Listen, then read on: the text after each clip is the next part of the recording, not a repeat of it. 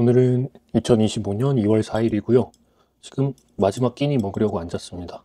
제가 보디빌딩을 시작하면서 벌크업 할 때는 한 6끼까지도 먹어봤고, 이제는 다이어트 시즌이 시작돼서 4끼 정도를 먹고 있는데 제일 행복한 끼니예요. 이유가 뭐냐면 소고기를 먹습니다. 그렇게 기름지고 맛있는 살 부위를 먹는 건 아니지만 그래도 닭가슴살이나 생선보다는 소고기를 좋아하기 때문에 오늘 먹을 부위는 설도고요. 설도가 질겨서 아주 얇게 썰어 놓은 거를 팩으로 사서 후추나 소금에 구워 먹고 있습니다.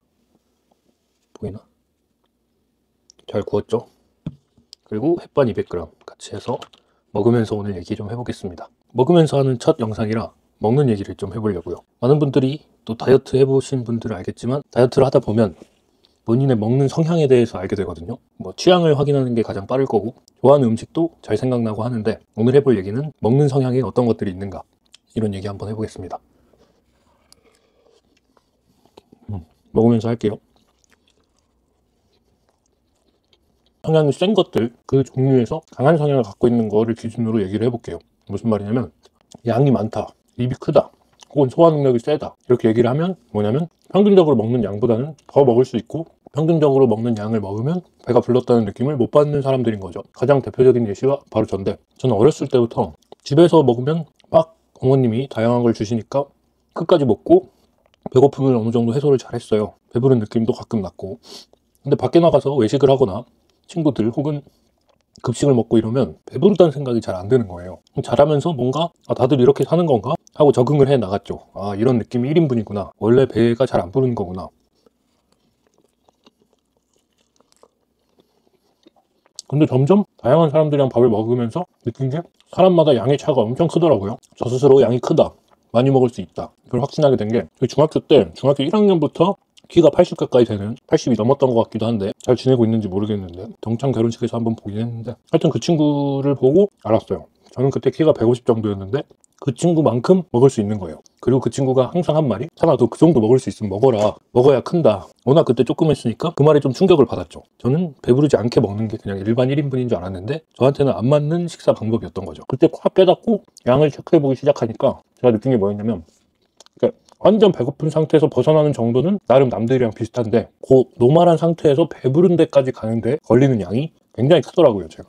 그러니까 누구는 허기를 달래면 바로 배불러지는데 저는 허기를 달래는 수준으로는 배가 바로 부르지 않는 거예요. 저 같은 유형의 사람이 있겠죠. 그래서 이런 얘기를 하면 많이들 걱정을 해요. 부족한 거 아니야? 연애할 때도 제가 배부르다는 얘기를 잘 안 하니까 항상 그 연인이었던 사람들이 저한테 모자른 거 아니야? 부족한 거 아니야? 더 먹어야 되는 거 아니야? 이런 얘기를 달고 살았어요. 근데 사실 허기는 달랬고 거의 평생에 걸쳐 그 약간 허기만 달래는 정도로 외식을 하는데 적응이 돼 있었기 때문에 그렇게 사는데 문제가 되진 않았어요. 물론 더 먹고 배불러지면 좋겠지만 그냥 지낼 수 있는 거죠. 그리고 이제 최근에 벌크업을 하면서 이 능력이 굉장히 감사함을 느꼈어요. 거의 쌀밥 기준으로 하루에 1.5kg 가까이를 먹었는데 배가 안 부르더라고요. 그래서 벌크업 하기가 좀 수월했죠. 먹는 걸로 살찌우는데 힘들어하는 사람 되게 많거든요. 그래서 감사했고, 정리하자면 첫 번째 성향은 양이 큰 사람이 있을 거고, 양이 큰 사람이랑 가장 헷갈려 보이는 게 뭐냐면 식탐이 센 사람. 뭐냐면 본인이 소화하는 능력이나 배부른 역치는 도달을 하는데 거기서 자꾸 더 먹고 싶어하는, 실제로 이 사람들은 더 먹어요. 그리고 굉장히 힘들어하죠. 배가 불러가지고 막 이렇게 토할 것 같아 이러면서, 저는 그 느낌을 많이는 안 느껴봐서 잘 모르는데 양이 작은데 식탐이 큰 사람들은 막 밥 먹을 때마다 죽을 것 같아 하고 막 널브러져 있더라고요.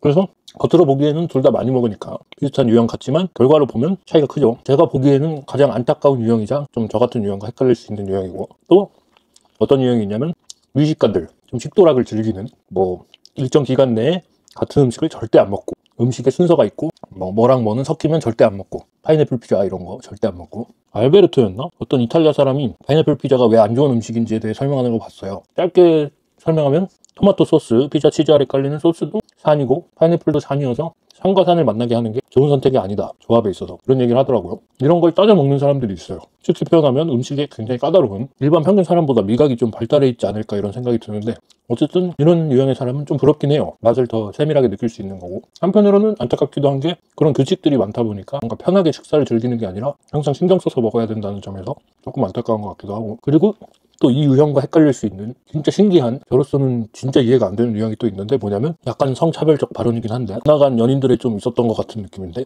뭔가 양이 적고 한 입 먹고 내려놓을 거긴 한데 다양하게 먹어야 되는 미식가라고 표현하기도 좀 애매하고 양이 작은 미식가라고 해야 될까요? 본식도 그렇게 많이 안 먹는데 뭐 적당히 맛있게 먹고 그런데 뭐 또 본식 끝나고도 뭐 갑자기 칼국수가 생각나기도 하고 갑자기 케이크 먹고 싶기도 하고 갑자기 과일이 먹고 싶기도 하고 하루 중에 먹는 걸 쉬는 시간이 별로 없어요. 막 젤리를 먹었다가 또 무슨 휘황찬란한 음료 이름 있잖아요. 무슨 뭐 바닐라, 딸기, 초코, 휘핑 어쩌고 뭐시 카푸치노 프라페 이런 게 땡겼다가 또 막상 그것도 시켜서 한 반잔 먹어요. 반은 남고 이런 유형의 사람도 있고 그래서 아무래도 사람들이 하루 두세 끼는 필수적으로 먹다 보니까 유형들이 꽤나 많고 다양하게 바뀐 것 같은데 사실상 다이어트를 해보기 전에 이런 생각을 해본 적이 없어요. 스스로 양이 크다 정도만 했지 다이어트를 하면서 또 다이어트 하는 주변 사람을 보면서 이런 걸 알게 되고 신기하더라고요.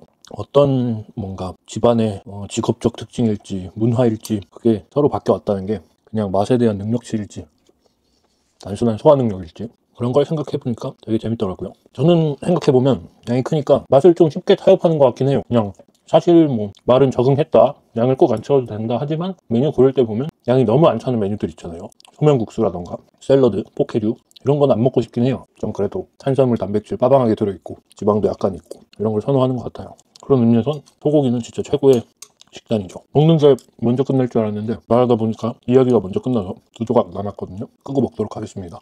쩝쩝 소리가 걱정되긴 하는데 어차피 먹으면서 먹는 얘기 했으니까 편집 잘 해보겠습니다. 끝!